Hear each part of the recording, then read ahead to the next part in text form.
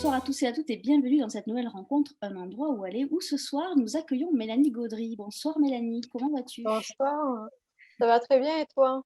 Ça va. Alors ce soir, on te reçoit pour ton essai qui s'appelle Oui, Narcisse perverti, qui est sorti aux éditions Le Lys Bleu. tout Avant à fait. de commencer à parler de cet essai, je vais rappeler à nos amis participants qui peuvent te poser des questions par l'intermédiaire de l'onglet Converser. Et avant aussi de commencer, je vais te présenter très brièvement parce que je pense que moi, je ne te connaissais pas. Je ne sais pas si les auditeurs te connaissent. Donc, tu es Mélanie Gaudry. Tu es romancière d'abord, dans un premier temps, parce que tu as écrit Oui, 2 romans et maintenant essayiste, puisque Narcisse Perverti est un essai. Tu voilà. as écrit 2 romans, un roman historique et un roman d'anticipation.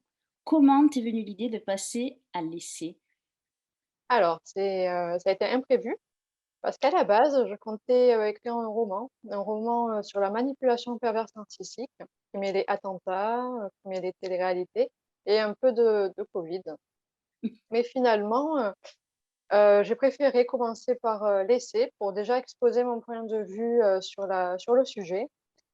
Comme ça, quand les lecteurs, découvriront mon roman, ils auront aussi, déjà ma façon de penser, sur ce sujet-là qui, diverge un petit peu, des façons de penser conventionnelles. Autre détail aussi très important, tu es titulaire d'une double licence de lettres modernes et de lettres classiques. Donc, l'écriture, c'est un peu la continuité de toutes tes études. Et alors, l'essai, on dit souvent que c'est plus facile qu'un roman. J'ai envie de dire, des fois, c'est beaucoup plus casse-gueule. Qu'est-ce que tu en as pensé, toi, qui as fait l'expérience des deux? Alors moi, personnellement, en termes de lecture, j'aime beaucoup lire les essais des autres. Je trouve que, quand c'est des essais qui sont autour de la littérature, c'est vraiment très enrichissant de découvrir des points de vue, autres. Mais quand c'est pour soi-même, c'est plus compliqué parce que je me suis aperçue que pour les essais, il faut vraiment, faire preuve d'objectivité. Il faut, savoir trier ses recherches, il faut savoir aussi, mettre, l'accent sur certains sujets et d'autres pas. Il faut faire un gros tri pour arriver à exposer sa thèse. Alors Mhm. ça revient plutôt à un travail de mémoire, qu'on connaît dans les études et le roman par contre est beaucoup plus libre. Le roman, on peut dire tout ce qu'on a envie de dire, on peut créer des personnages comme on a envie de les créer. On est le seul maître à bord, j'ai envie de dire. Mais pour l'essai, non, puisqu'il faut quand même prendre en compte les avis des spécialistes, antérieures.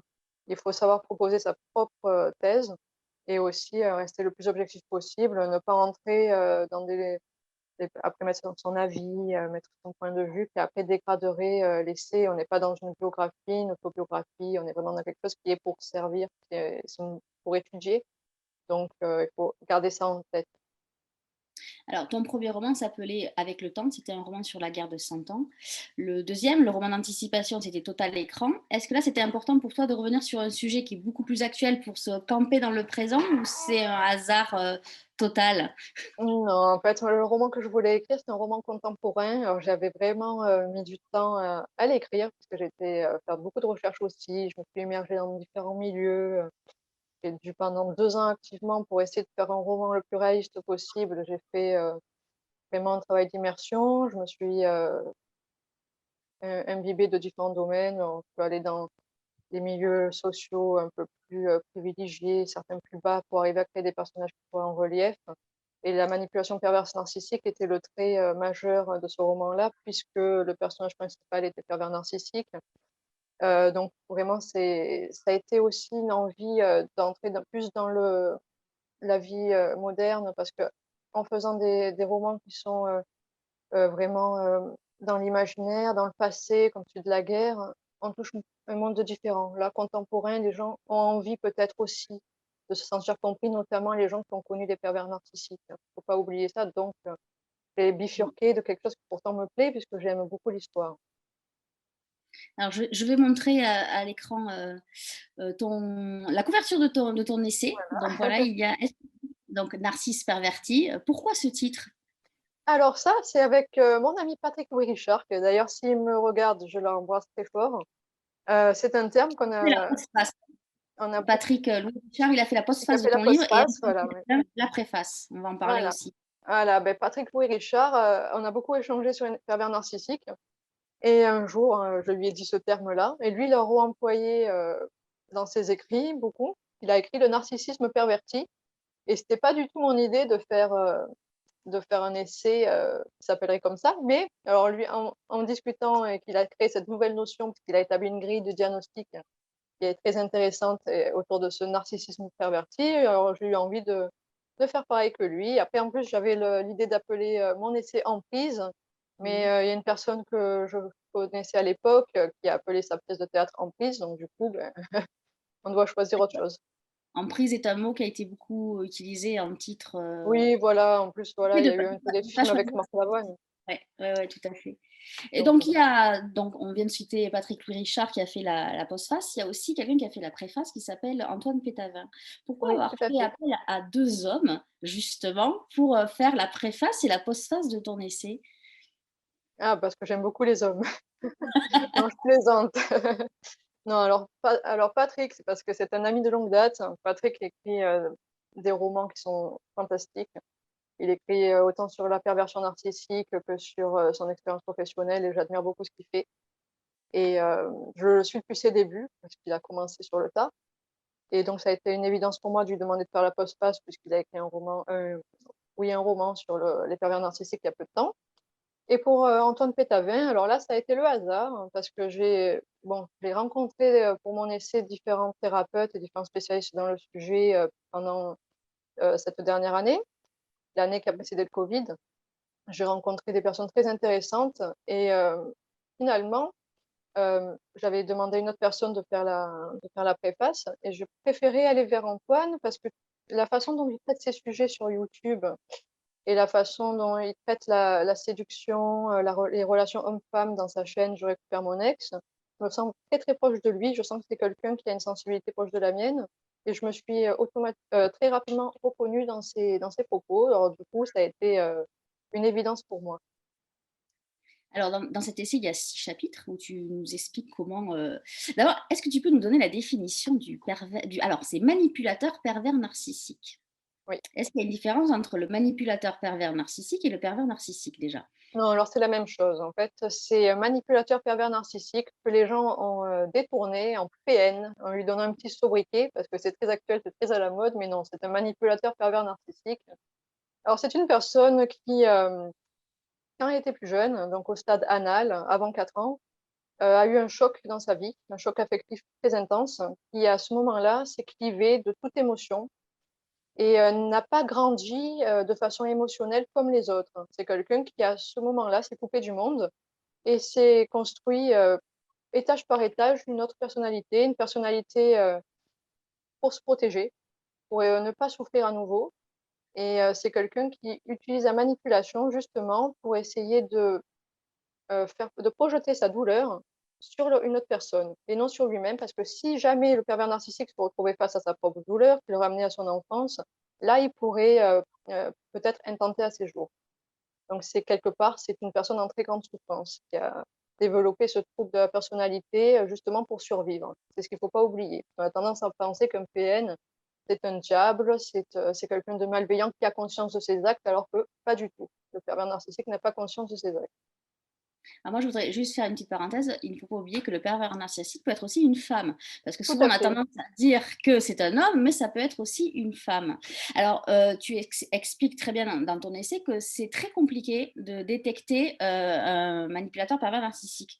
Est-ce que toi, tu es capable, maintenant que tu as écrit cet essai, de détecter directement Oui. dans ton entourage ce genre de personnes? Ah oui, maintenant, en fait, ce qui est bien, entre guillemets, avec le pervers narcissique, c'est que quand on en connaît un et qu'on connaît le sujet, on peut détecter tous les pervers narcissiques qui peuvent approcher.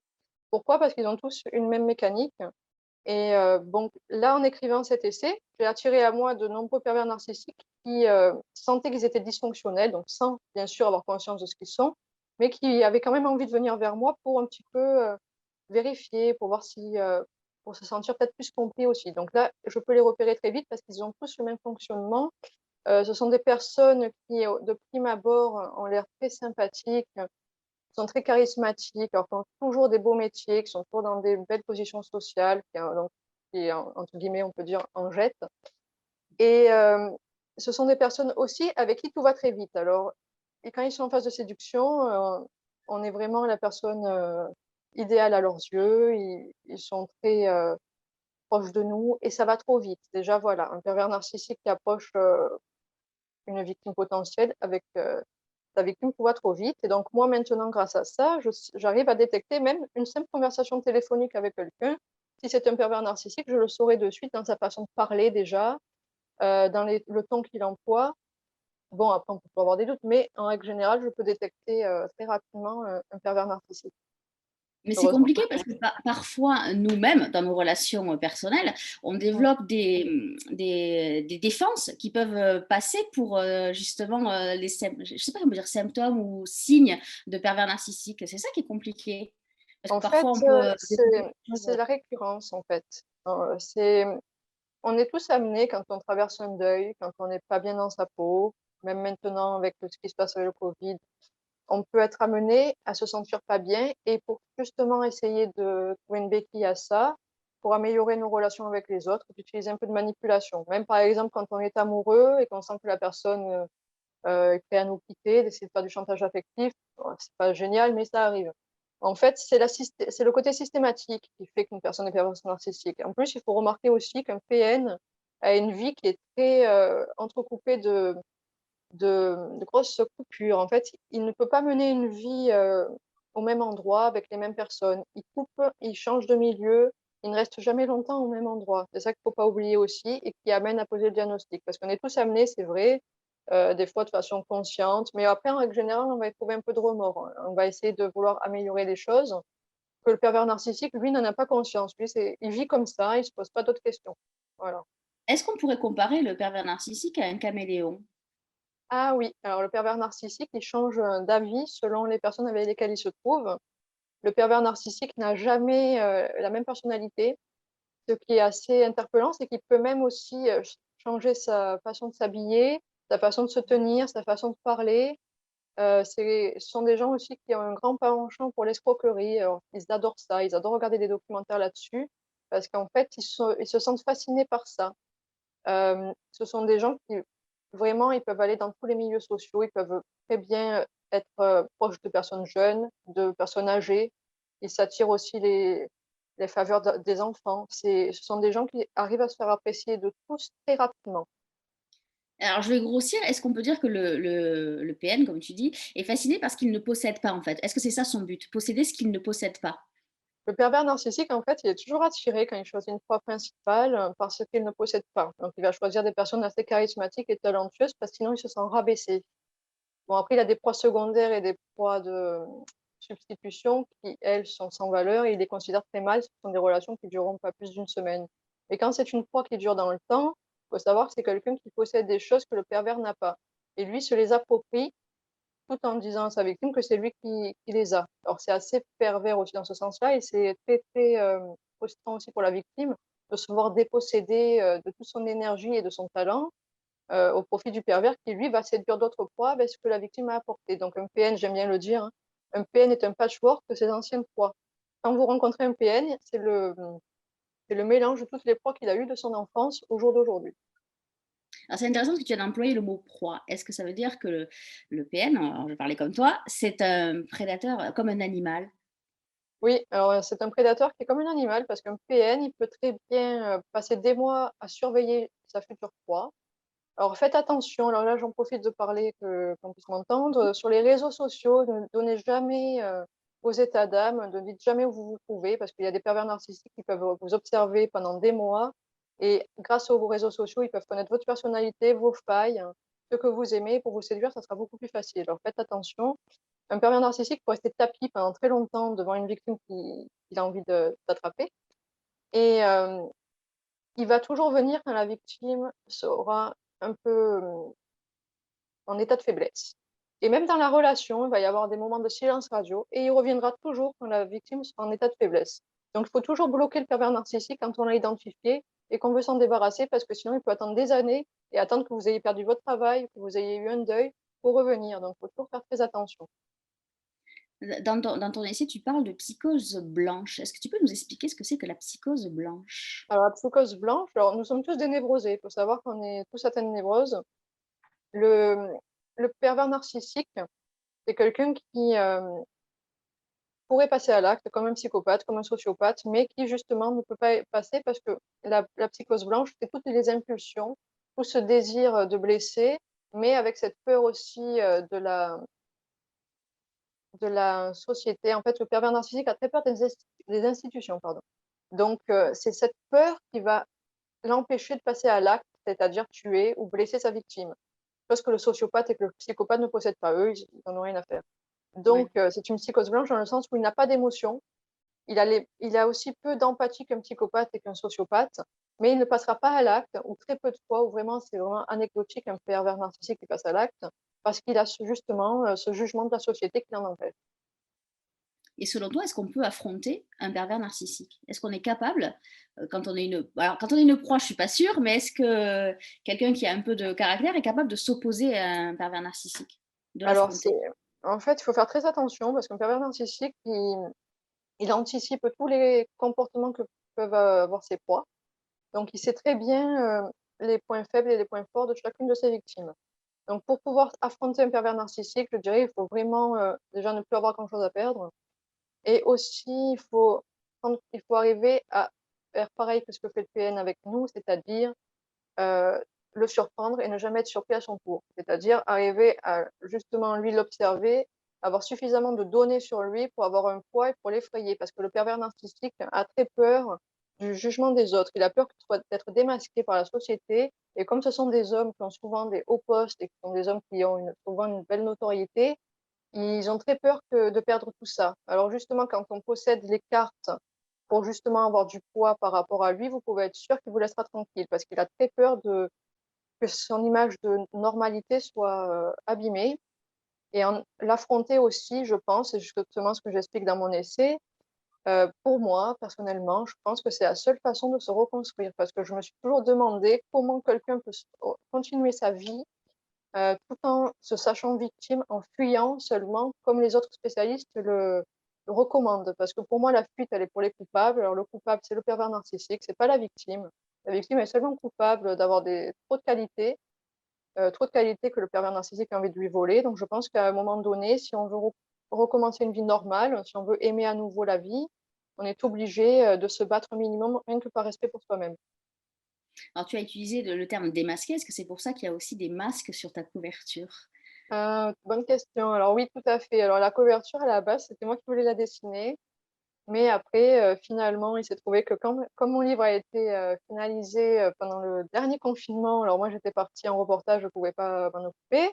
Alors finalement, j'ai offert un jour à une amie une belle lampe avec 2 masques retournés, et ce qui est amusant, c'est que j'ai pu penser, et au moment où on était en train de finaliser avec mon éditeur tout ce qui était, couverture, résumé, biographie, elle m'envoie la photo de la lampe en me disant: «Regarde comme je l'ai, bien rangée», et d'un coup là, ça m'est venu, j'ai vu les 2 masques, j'ai dit: «En fait, il faut que ça soit 2 masques imbriqués», donc c'est cette lampe que j'ai offert à cette amie qui était faite comme ça, donc c'est assez, marrant. Ce que tu expliques bien aussi dans ton essai, c'est que la meilleure arme du pervers narcissique, c'est le langage. Et tu fais aussi un parallèle qui moi m'a beaucoup intéressé avec le syndrome de Stockholm. Alors pour ceux qui ne le savent pas, le syndrome de Stockholm, c'est quand ça concerne surtout les otages. Alors après, il y a eu des dérivations. La personne qui est prise en otage éprouve de l'empathie, de la sympathie, parfois de l'amour pour la personne qui l'enferme et qui veut le, voilà, donc ça, ce parallèle, c'est quoi le point de bascule entre le syndrome de Stockholm et l'emprise du pervers narcissique, selon toi? C'est parce qu'en fait, une personne saine, une personne qui n'est pas prédisposée à devenir une proie, quand elle se fait rabaisser par un tiers, sans parler de pervers narcissique, quand on lui dit: «Tu n'es pas assez bien pour moi», quand on lui dit: «Je vais te quitter pour une autre», toutes ces choses-là. Une personne saine, qu'est-ce qu'elle dit? Elle dit très bien: «Au revoir». Une proie, non. Une proie, elle va se dire: «C'est de ma faute s'il me parle comme ça. C'est moi qui dois changer des choses justement pour qu'il change d'avis», et donc c'est en ça que c'est le syndrome de Stockholm. Puisqu'un pervers narcissique, il est méprisant, il est méchant, il est violent, c'est quelqu'un qui n'a aucune qualité, soyons clairs, hein. Mmh. Enfin, une fois la phase de séduction passée, bien entendu. Si la victime reste avec et veut aussi essayer d'arranger les choses, c'est qu'on est dans le syndrome de Stockholm. Parce qu'il y a des victimes qui, après des années sans voir le pervers narcissique, conserve aussi, des automatismes que le pervers narcissique a donnés. Donc c'est en ça que je pense que c'est le plus important aussi à comprendre quand on a un proche qui est victime d'un PN, c'est ça, ne pas juger, ne pas lui dire: «Faut pas que tu te comportes ainsi». Il faut prendre en compte ça, le syndrome de Stockholm est souvent présent chez les victimes. Après, autre chose qui tout m'a intéressé dans ton essai, mais tu fais des comparaisons qui sont assez intéressantes. Tu nous expliques qu'en fait, le pervers narcissique, il était comparé au XVIIIe siècle au vampire. Moi, Mmh. j'aurais aimé que tu développes un peu plus, mais peut-être que tu le feras plus tard ou que tu l'utiliseras dans une histoire. Mais ça, c'était assez Mmh. intéressant, la vampirisation, parce que effectivement, le pervers narcissique, il y a l'emprise, il y a la destruction, il y a le contrôle, il y a l'obsession, il y a la jubilation, il y a tout ça. Un peu ce qu'on retrouve chez le vampire. Bon, sauf que le vampire, Ouais, lui, il tue. Je suis pas sûre que le pervers narcissique, il aille jusqu'à passer à l'acte et tuer sa proie, entre mmh, guillemets, quoi. certain. Non, en fait, le vampire, ce qui est la différence entre un vampire et un PN, c'est que le vampire, et ben, à la lumière du jour, il disparaît, que le pervers narcissique, il est là, il est bien là, vous voyez? Non, en fait, le vampire, c'est, un personnage mythique, et quand on regarde un peu sa mythologie, on voit aussi donc ce que je vous disais, la peur de la lumière qui est tout bête, mais le pervers narcissique a peur, lui, d'être mis en lumière. Le vampire, il mord sa victime pour lui prendre son sang, donc pour lui avoir de l'énergie. C'est ce que fait le pervers narcissique, il nous attrape, et il nous prend toute énergie, toute qualité, tout souffle de vie. Le vampire aussi, c'est un personnage qui veut rester dans l'ombre, un personnage qui reste dans son château, comme Dracula. Donc et le pervers narcissique, lui, est souvent dans l'ombre. Il y a des périodes entières où il ne sort pas de chez lui, justement pour essayer de trouver d'autres victimes, pour essayer de se recentrer, combattre son vide intérieur. Donc en fait, il y a beaucoup de choses chez le pervers narcissique qui font penser aux vampires, et je me demande même si ces auteurs-là, à cette époque-là, ont pas détecté des personnes qui présentaient des traits de perversion narcissique et qui, faute de pouvoir mettre des mots dessus, ont créé ce personnage mythique. Et comme Molière et Don Juan, il y a plein de dans la littérature et dans la mythologie, beaucoup de choses qui laissent penser que le pervers narcissique a toujours été là, malheureusement. Il est un peu vicieux aussi, le pervers narcissique, parce qu'il aime bien j'allais dire les triangulaires, le triangle. Et d'ailleurs, tu utilises un terme qui s'appelle le triangle de Cartman, c'est ça? Cartman? Oui. Qu'est-ce que c'est le triangle de Cartman? Alors le triangle de Karpman, c'est que le pervers narcissique, tout au long de sa relation avec sa victime, va alterner 3 masques. Alors il va toujours se présenter en victime, le 3/4 du temps, c'est ça. Un pervers narcissique, c'est quelqu'un qui est une victime de la vie, qui a eu une enfance désastreuse, qui a que des malheurs. Alors ça, c'est souvent faux, ou c'est grossi, parce qu'en fait, en règle générale, une femme est sensible à quelqu'un qui, présente des blessures pour essayer de le réparer. C'est le syndrome de l'infirmière. Donc, on se méfie pas aussi, parce que quelqu'un qui a l'air très faible, on pense pas que cette personne est venue justement pour nous voler tout ce qu'on a. Donc, Mmh. il se présente souvent en victime, et c'est un masque aussi qu'il va réutiliser quand il sent que sa victime va partir.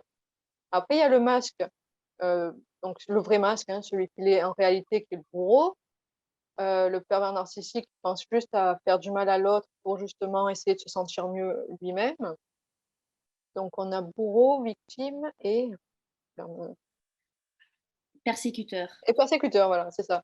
Et on est dans cette mais voilà, pardon, je perds et donc du coup, voilà, en fait, ce triangle de Karman est très intéressant parce qu'en fait, c'est juste une alternance de ces 3 modes de fonctionnement, tout au long de la relation. Et il faut toujours penser qu'un pervers narcissique se présentera toujours comme une victime, et souvent, alors ça, c'est ce qu'ils aiment en ce moment de plus en plus, puisque le pervers narcissique est à la mode, c'est se présenter comme victime d'une femme perverse narcissique. Alors ça, vous pouvez être sûr, méfiez-vous, mesdames, si un homme se présente comme, victime d'une femme manipulatrice, d'une femme perverse narcissique, il y a de grandes chances que ça soit un PN, parce qu'un vrai homme victime de violence, telle violence, va plutôt se cacher. Il va avoir honte, il va pas avoir envie d'en discuter. Au premier rendez-vous, il va sûrement pas l'évoquer. Donc déjà, si vous voyez, cette configuration-là, vous pouvez fuir. Et alors, j'ai une question un peu particulière. Donc là, on évoque le cas des hommes. Comme j'ai dit au départ, ça peut être aussi une femme, hein, qui est pervers narcissique. Oui, tout à Selon fait. toi, est-ce que la femme peut être, pas vicieuse, mais est-ce que c'est plus dangereux une femme pervers narcissique ou un homme pervers narcissique? Je crois que c'est Alors difficile. disons que l'homme, il y a la violence, parce qu'une femme, bon, après il y a des cas de violence chez les hommes aussi, mais une femme, bon, à moins enfin, en règle générale, elle a moins de force physique, donc bon, mais ça va être plus insidieux. Elle va attaquer l'homme sur sa virilité, notamment sur le plan sexuel. Elle va beaucoup lui dire, elle va l'agresser de ce point de vue-là. Là, je dialoguais il y a pas très longtemps avec un homme victime. Il racontait que c'était souvent ça le problème. Elles vont être beaucoup plus charnelles, elles vont utiliser le sexe comme une monnaie d'échange. Elles vont plutôt être autour de ça. Ce sont plus des prédatrices de ce sens-là. Elles vont avoir plein d'amants, essayer de les liguer les uns contre les autres, après, être rabaissantes, dans la chambre, voilà. Que l'homme pervers narcissique est dangereux plutôt dans le sens où, il peut fai effrayer sa proie en cassant des objets, en lançant des objets, des fois en faisant mine qu'il peut frapper. C'est rare qu'un pervers narcissique frappe, mais il peut frapper aussi, donc c'est, une femme qui est victime d'un PN, sinon on n'a pas trop envie de le provoquer, effectivement. Alors ça me fait une petite transition, la violence sur la colère, puisque la colère est un peu la façon de voir que quand un homme sort de ses gonds ou une femme sort de ses gonds, c'est aussi la colère, c'est très important. C'est là qu'on voit aussi que le manipulateur, il perd un peu le contrôle, hein. C'est ça, hein, c'est ce que tu expliques un peu à la fin de ton essai, la colère. En en fait, un pervers narcissique est toujours en colère. Il va se faire passer pour victime, il va se faire passer pour séducteur, il va être vraiment quelqu'un au début d'exceptionnel, mais il y a toujours une colère sous-jacente.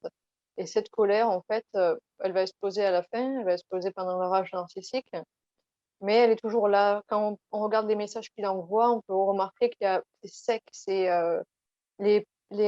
aussi la façon de parler, qui est aussi aussi très sèche.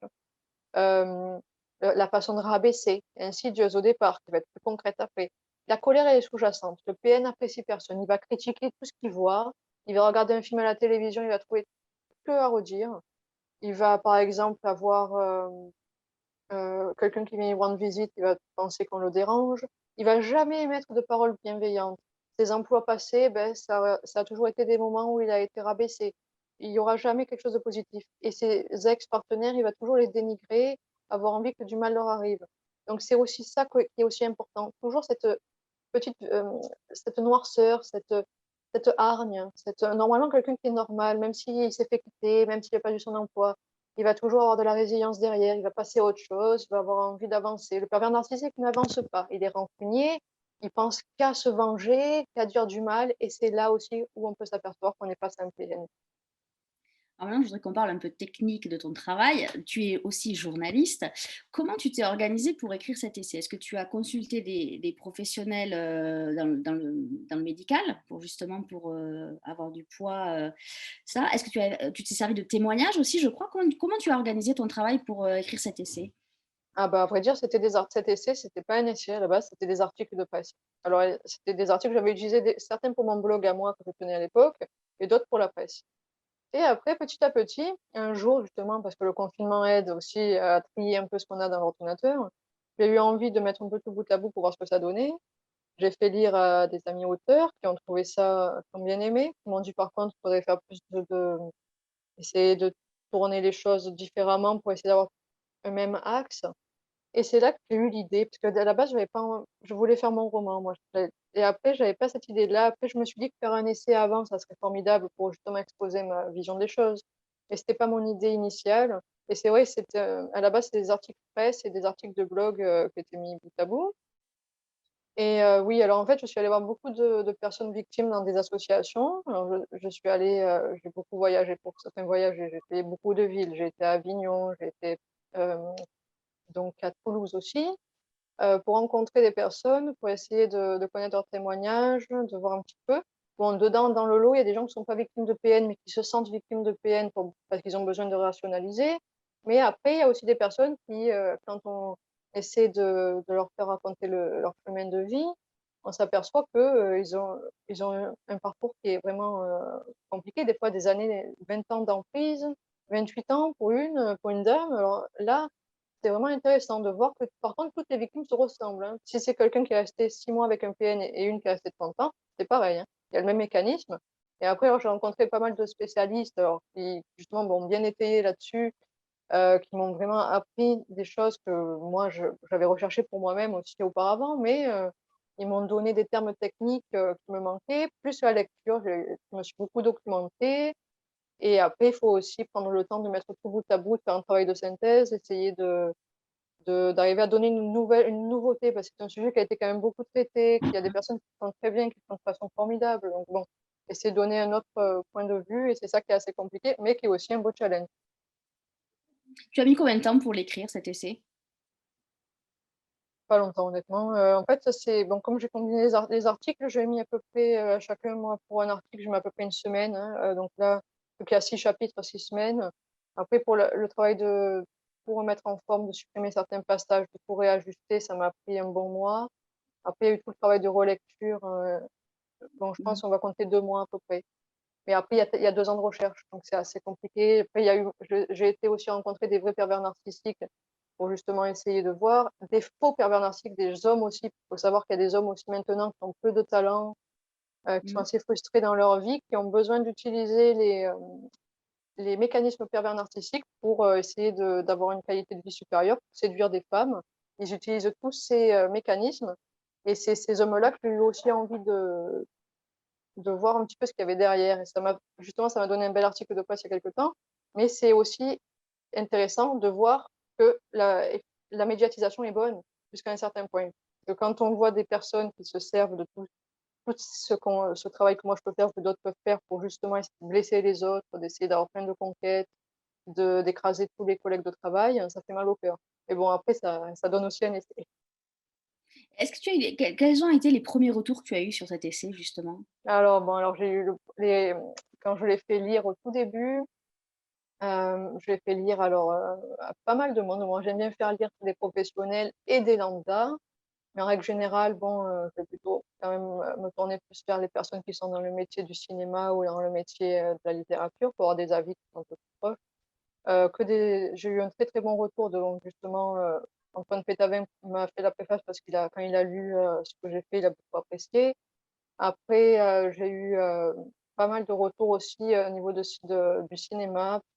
Moi, je travaille un petit peu comme scénariste également, donc j'ai eu aussi des personnes qui ont lu l'essai, qui ont eu envie de travailler avec moi pour faire des adaptations, de leur propre vécu ou de leur, voilà, ils ont eu envie que je collabore avec eux et donc ça m'a donné aussi, un autre point de vue à donner parce que moi, quand je travaille dans les scénarios, je travaille pas sur le pervers narcissique en général. Là, essayer d'incorporer ce que j'ai fait, mon savoir, leur savoir à eux, leur vécu, pour essayer de faire travailler ensemble, c'est formidable. Alors justement, dans ton essai, tu donnes une référence cinématographique qui est Mon Roi de Maïwenn. Oui. Pourquoi ce choix-là? Je trouve qu'il est très bien choisi, ce choix-là, mais c'est parce que c'est un film qui, pour toi, est représentatif du pervers narcissique? C'est quoi? Pourquoi cette référence-là? Parce que je pense que sans Mon Roi, le pervers narcissique n'aurait pas eu le succès qu'on lui connaît. C'est, les gens ont beaucoup aimé, Mon Roi, qui est un film formidable, qui est un merveilleux long métrage, que vraiment très, très bien tourné avec une équipe formidable. Mais en fait, ça a donné une visibilité au pervers narcissique et peut-être un engouement qui est inapproprié pour un trouble de la personnalité. Parce qu'un pervers narcissique est quelqu'un qui est malade, qui fait du mal autour de lui.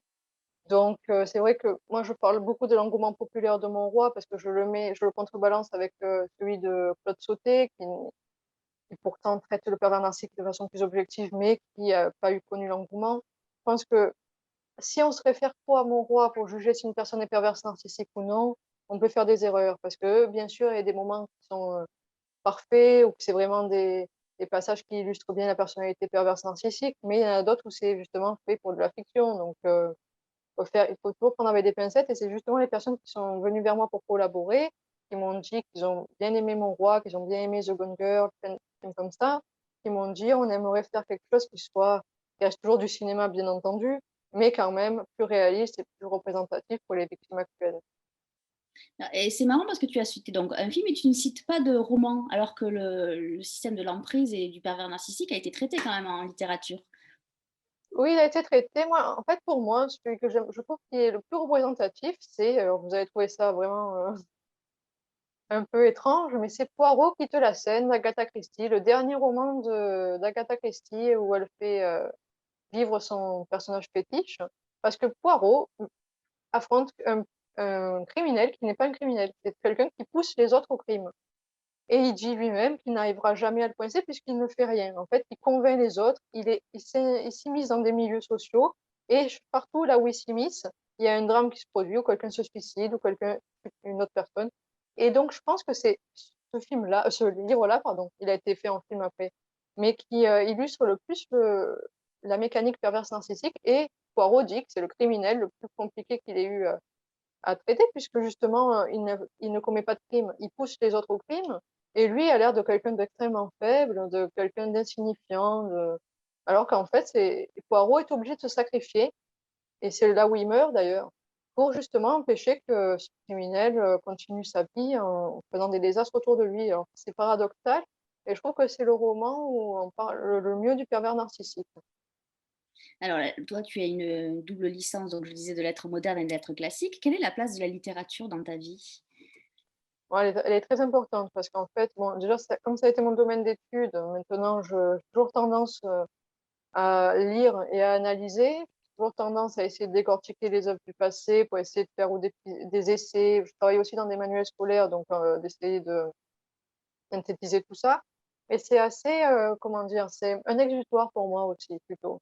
Je prends un livre qui me plaît, qui parce qu'après moi quand j'aime, alors là, c'est j'aime toujours, hein, un livre, je peux le relire, 3 fois, 4 fois, il y a pas de date limite. Mais c'est toujours pareil, c'est pour moi une façon de penser au passé aussi, à ces années d'études-là, aussi une façon, de voyager sans forcément partir et c'est un refuge aussi. C'est quelque chose qui malheureusement se perd de plus en plus de nos jours, mais qui pourtant est essentiel au bien-être, je pense. Et narcisse perverti, c'est quoi? C'est tu as voulu faire quoi avec cet essai? De la prévention? En quelque sorte, j'ai voulu montrer aux gens que, en fait, quand on est face à un pervers narcissique, fuir n'est pas la meilleure option si on s'aime encore un petit peu. Parce que si on fuit face à quelqu'un, si on fuit face à une difficulté, comment peut-on après, s'aimer soi-même, aimer une autre personne? Comment peut-on continuer sa vie si on se voit toujours comme la victime d'un pervers narcissique? Or, le pervers narcissique, il est très faible, hein. Si on arrive à le vaincre, lui il mettra très longtemps avant de se trouver une autre proie.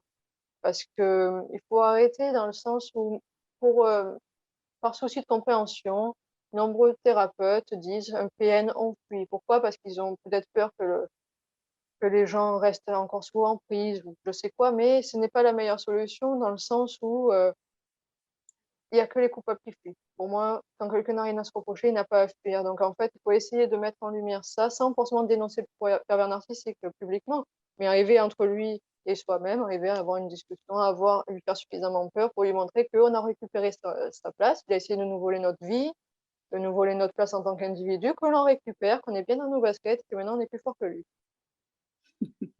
Alors là, tu as goûté à l'essai. Est-ce que tu vas revenir au roman? Oui, alors là, j'envisage un roman, qui traitera encore de pervers narcissiques, mais qui mélangera les attentats. J'avais déjà bien entamé, mais d'essayer de le rendre, de l'améliorer. Je pense qu'on peut toujours s'améliorer, de toute façon, c'est que comme ça qu'on apprend. J'aimerais faire un roman, donc qui traite des attentats de Nice, hein, qui traite donc de la perversion narcissique et qui parlerait un petit peu de Covid évidemment, de confinement, de crise sanitaire. Essayer de faire, un roman contemporain qui aurait comme départ, les attentats de Nice pour finalement, arriver à l'époque actuelle, tout en essayant de montrer la définition la plus juste de l'emprise. Donc l'emprise, c'est vraiment, ça va être vraiment un fil rouge dans ton prochain travail. Là, tu as commencé bon, déjà par Mmh. l'essai, et c'est vraiment une volonté de continuer sur cette Oui, thématique-là. oui, parce que je pense que, comment dire? Nous avons tous besoin de se sentir compris. Il y a des personnes qui ont été victimes et qui le sont encore actuellement, qui ne sont pas comprises et elles ont juste comme réponse: «Fuyons, ça va pas». Faire un roman, montrer que la perversion narcissique dans un roman, donc là, ça va être des moments, des scènes de vie privée, des scènes de vie publique. Ça va être, mélanger la vie de tous les jours à ce qu'on connaît, au confinement, au décret, tout ce qu'on a connu. Heu, Ça va peut-être ramener à la réalité. Là, on est dans la théorie, dans l'essai. Là, on va arriver à la pratique. On va arriver à comment un personnage qui est face à un PN, alors déjà, voir les dégâts que peut faire un PN dans son travail, dans sa vie sentimentale, dans sa vie familiale, dans tout, heu et une victime, voir comment une victime s'en sort, voir aussi le passé du PN qui sera expliqué, le passé de la victime pour comprendre comment la victime est devenue victime aussi, parce qu'il ne faut pas oublier ça. Et arriver à voir un peu toute l'emprise et comment l'emprise se casse, en fait. Souvent l'emprise se casse de façon générale face à un PN par un élément déclencheur, des fois qui sont très anodins, mais c'est à ce moment-là qu'on se rend compte que le pervers narcissique est incurable, à vouloir le sauver, on se tue soi-même, donc à tout peser, vaut mieux s'en aller puisque la vie est en course, il y a pas de temps à perdre. Alors j'imagine que comme tous les journalistes, tu lis beaucoup et comme, romancière aussi. Est-ce que tu pourrais faire un conseil lecture à nos amis, auditeurs? Alors un petit conseil lecture, moi je dirais, bon, c'est je lis beaucoup la presse, pour me tenir informée, mais en termes de littérature, je garde toujours une préférence pour les classiques. Alors, je vais plutôt vous conseiller un classique de Les Illusions perdues de Honoré de Balzac, qui est un roman, formidable, un roman magnifique, qui raconte, le parcours initiatique d'un jeune homme qui découvre la capitale et tout ce qui va avec. Donc c'est quelque chose qui est aussi très actuel parce que là, prenez n'importe quel jeune qui, débarque dans la capitale tout seul et qui se rend compte que combien la société est corrompue, combien pour arriver à tout ce qu'on doit sacrifier jusqu'à toutes ses convictions. C'est un livre formidable. Bon, il fait partie du cycle de Vautrin, donc il vaudrait mieux lire idéalement Le Père Goriot avant, puis après Splendeur et misère des courtisanes. Mais s'il y a un livre à choisir, choisissez celui-là, parce qu'il est vraiment formidable. Parfait, c'est noté. Je remettrai ton conseil lecture en bas de la vidéo sur Facebook. Frédéric nous a rejoint, le spécialiste Euh, d'Agatha Christie est là. Oui, oui, j'ai trouvé ça très intéressant, cette version du dernier roman, effectivement, avec Poirot qui se sacrifie. Alors évidemment, il y a plein de doutes.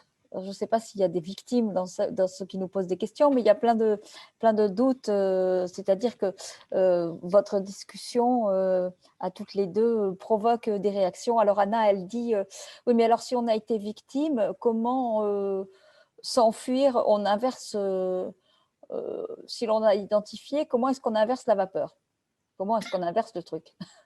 alors, comment inverser la vapeur? Déjà, il ne faut pas montrer au pervers narcissique que l'on a compris que c'en était un, sinon c'est lui-même qui va s'en aller, parce qu'un pervers narcissique veut toujours quitter avant d'être quitté. Sinon, c'est un affront pour son ego. Pour inverser la vapeur, il faut attendre que le pervers narcissique ait décidé de revenir vers nous, en général après un silence radio, parce que le pervers narcissique a plusieurs proies. Quand il rentre en phase de dévalorisation, il va mettre une autre proie en numéro un et mettre la proie précédente en numéro 2. À un moment donné, il va y avoir un petit moment de battement et c'est à ce moment-là qu'il faut montrer à quel point on est heureuse, à quel point on a une belle vie, à quel point on réussit tout professionnellement, pour que justement le PN ait envie de revenir pour nous voler notre énergie, voler nos qualités. Et c'est à ce moment-là, quand lui a laissé son autre proie et que du coup il revient vers nous, c'est à ce moment-là qu'il faut lui montrer qu'on a compris qui c'était, que justement ça ne marche plus, puisqu'on sait qui il est, que son procédé est grossier, que sa façon de faire est très lisible. Et là, son ego va être écrasé pendant un bon moment. Pour se remettre, il va être très long. D'accord. Alors, Carole, elle dit, j'ai réussi à m'en sortir. Je ne sais pas si je sais les identifier, je ne sais pas si je pourrais retomber. Alors c'est ça l'idée, c'est effectivement, c'est ce que tu disais tout à l'heure, comment on se reconstruit après ça, comment on n'est pas à nouveau victime. Je crois que Carole, elle a peur d'être à nouveau victime d'un pervers C'est narcissique. normal. Parce qu'on a été victime une fois, on pense qu'on a toutes les prédispositions pour attirer un nouveau pervers. Mais après, comme j'aime bien dire, chat échaudé craint l'eau froide. Donc maintenant, quand on a vécu avec un PN, on sait reconnaître les petits dysfonctionnements et après, on ne se laisse plus avoir. Parce que quand on a déjà souffert une fois, on sait intuitivement ce qui devient bon ou mauvais pour nous. Il faut prendre le temps de se reconstruire soi-même, ne pas aller de suite chercher une relation pansement, parce que là, ça va être désastreux, parce que même si c'est pas un PN, on peut faire un mauvais choix. Il faut lire beaucoup, essayer de vraiment de re-apprécier des activités, de recréer du lien social. Et dès qu'on sent que quelque chose ne va pas avec une personne, même si c'est juste une intuition, qu'on a un rendez-vous même avec une amie, qu'on boit un café, mais qu'on ressort de là, qu'au lieu d'être épanoui et heureux, d'avoir passé un bon moment, on se sent un peu triste et qu'on ne sait pas identifier pourquoi, là, vaut mieux essayer de freiner un peu la relation parce que c'est des fois le langage non verbal de la personne qui parle. Et il faut toujours écouter ce langage non verbal-là. Il faut Mm. toujours rester proche de ses intuitions parce que des fois, notre inconscient sait ce que nous, on refuse de savoir. D'accord. Alors, Hélène est absolument perplexe sur le fait que tu aies encore envie d'écrire sur la perversion narcissique dans un roman. Parce qu'elle dit, quand on a passé du temps à écrire un essai, est-ce qu'on a encore envie de continuer dans cette direction?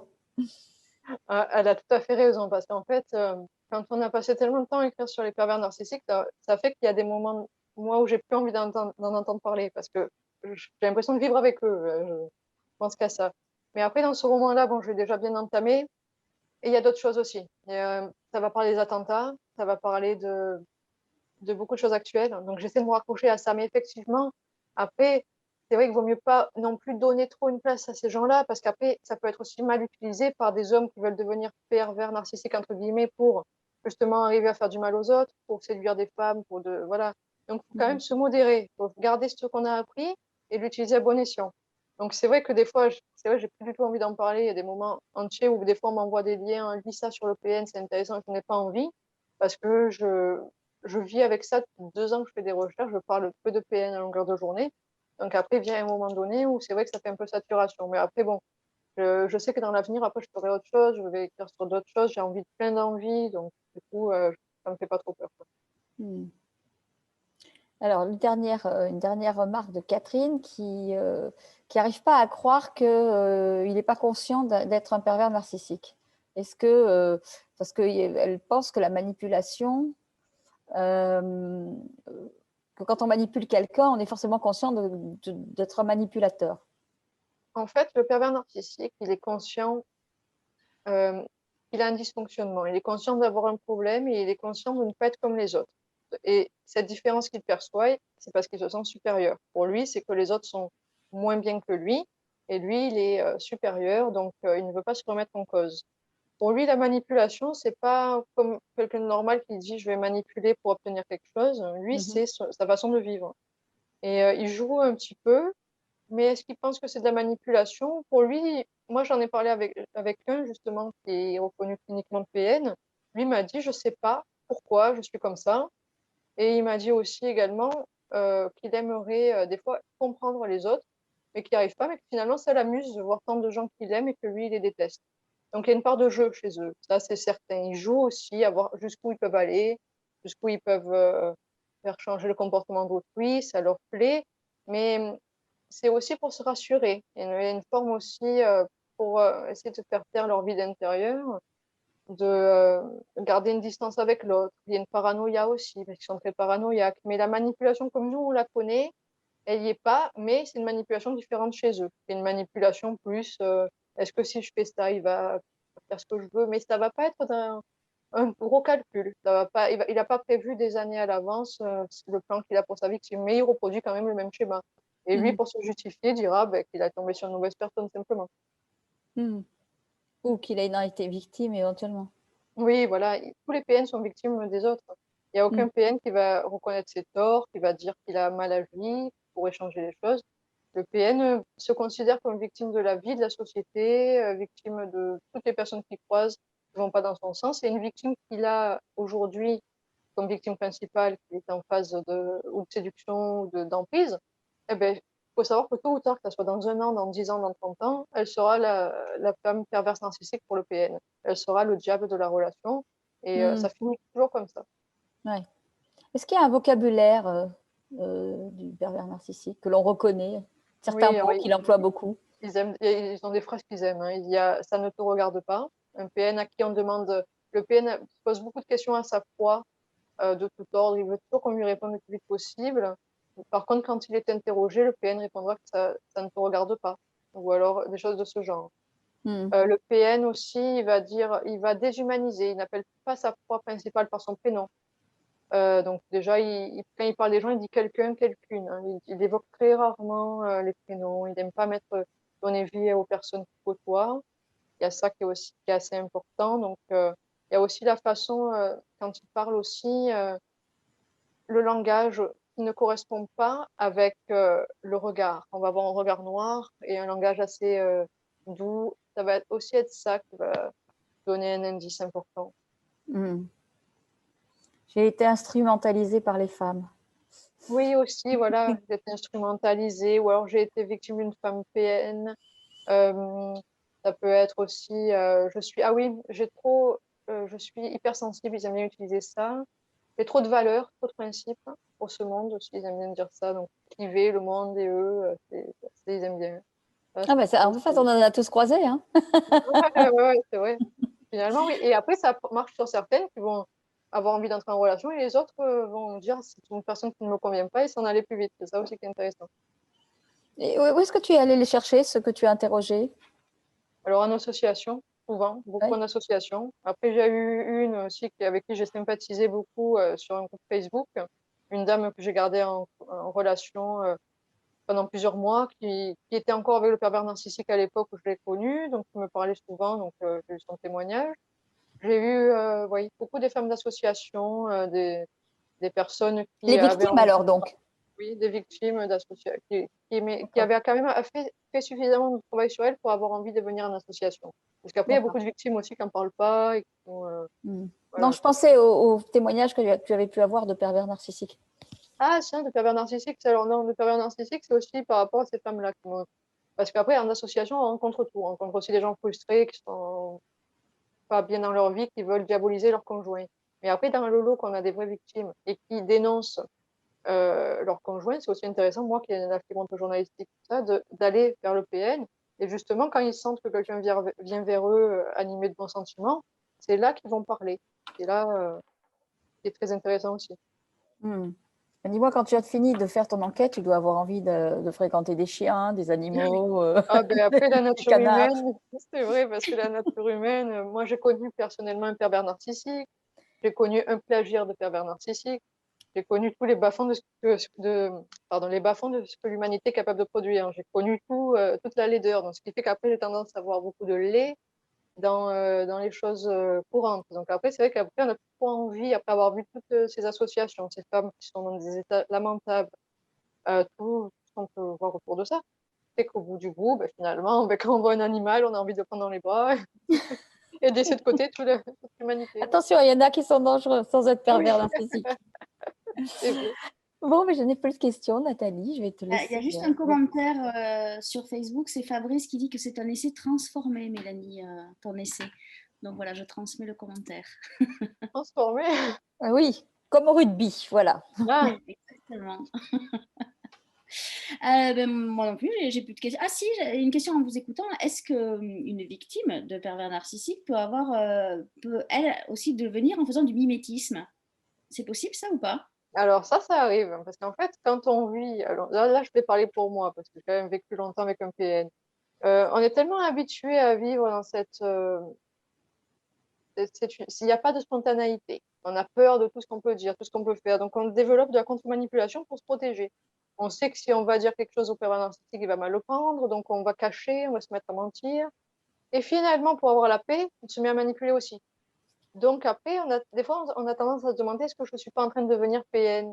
Ça arrive. Il y a des gens qui deviennent PN à force d'avoir des traumatismes, à force de souffrir, qui développent des mécanismes, mais qui ne deviennent pas des vrais PN. Ils développent des mécanismes de défense pervers narcissiques, mais pas des PN pathologiques.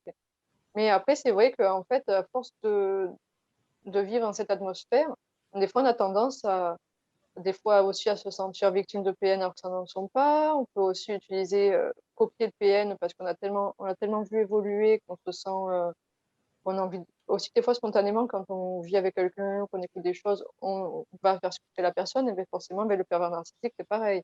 Donc on a tendance à voir le monde aussi noir parce que comme il le voit lui-même. Donc après, il faut faire attention aussi. Il faut après prendre le temps quand on n'est plus en relation avec lui, tout un temps qui est assez long pour essayer de voir autre chose, rencontrer de nouvelles personnes, de voir le monde, différemment pour après pouvoir avancer. Parfait. Donc moi, je vais juste rappeler que ton essai, donc Narcisse perverti, est sorti aux éditions Le Lys Bleu, qu'il est disponible dans toutes les librairies. Donc voilà, si vous voulez lire plus de détails, plus de développement sur les pervers narcissiques, il faut acheter Narcisse perverti. Vous dire que demain à 19h, nous aurons la chance d'avoir une chef d'orchestre qui s'appelle Deborah Waldman et la journaliste Pauline Sommelet pour leur récit La symphonie oubliée qui est paru aux éditions Robert Laffont. Merci beaucoup Mélanie d'avoir été avec nous ce soir. Merci à vous, merci à toutes les 2. Je vais te laisser le mot de la fin, justement, conclure la rencontre, si tu veux Allez, bien. ben, si vous avez un doute que votre relation est dysfonctionnelle, n'oubliez pas que c'est quand il y a un doute qu'il n'y en a pas. Voilà. Merci beaucoup. Je vous souhaite à toutes les deux une belle soirée, puis je vous dis à demain Merci. pour la rencontre à 19h. Au Au revoir, revoir. mesdames.